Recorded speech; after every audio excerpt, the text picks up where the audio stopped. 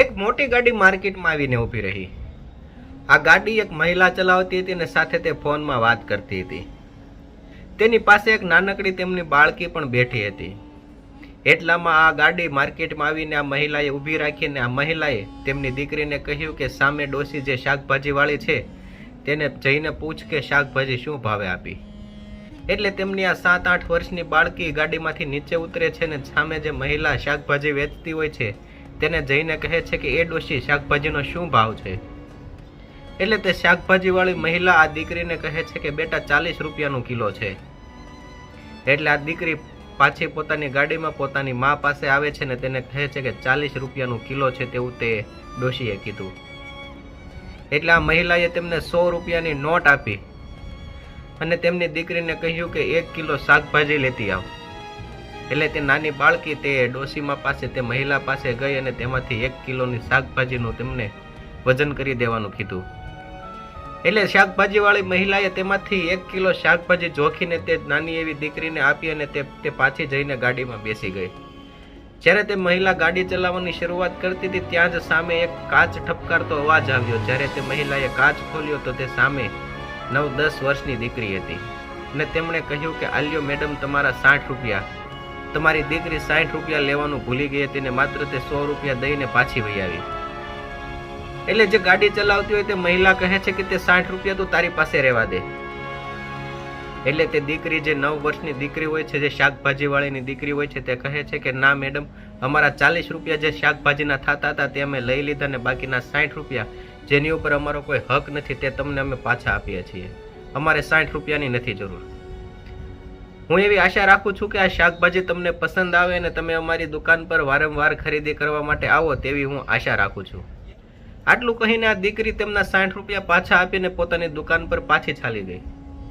આ સાંભળીને તે જે ગાડી ચલાવતી મેડમ હોય છે તે ગાડીમાંથી નીચે ઉતરીને તેમની પાછળ તેમની દુકાન પર જાય છે।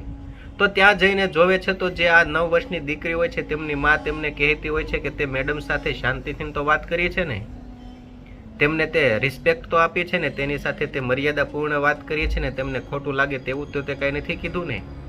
એટલે જે આ 9 વર્ષની દીકરી હોય છે તે કહે છે કે મેં તેમનું પૂરેપૂરું ધ્યાન રાખ્યું છે, મેં વાત કરવામાં સભ્યતા રાખી છે, તેમની મર્યાદાનું પૂરેપૂરું પાલન કર્યું છે, મેં તેમને દુઃખ થાય તેવું નથી કીધું, પરંતુ તે વારંવાર આપણી દુકાન ઉપર ખરીદી કરવા માટે આવે તેવા શબ્દો મેં તેમને કીધા છે।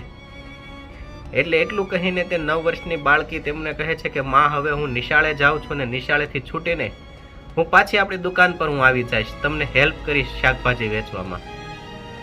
આવું સાંભળીને તે મહિલા જે હોય છે જે અમીર ઘરની મહિલા હોય છે તે શર્મસાર થઈ જાય છે, તેમનું માથું નીચે નમી જાય છે, કારણ કે આ જોઈને તેનું શર્મથી માથું ઝૂકી જાય છે।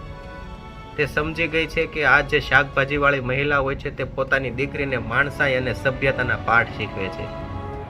તેમની દીકરીને તે મહેનત કરતા શીખવાડે છે અને એક બાજુ હું છું જે નાના મોટા ઊંચા નીચા અને અમીર ગરીબનો મારી દીકરીને હું ભેદ શીખવું છું, તેમના મનમાં તે બીજ વાવરાવું છું। એટલે દોસ્તો સૌથી સારો માણસ એ છે કે જેની ખ્યાતિ આકાશ સુધી છે પરંતુ તે જમીન સાથે જોડાયેલો છે, તે ક્યારેય અમીર અને ગરીબમાં ઊંચ નીચનો ભેદભાવ નથી કરતો।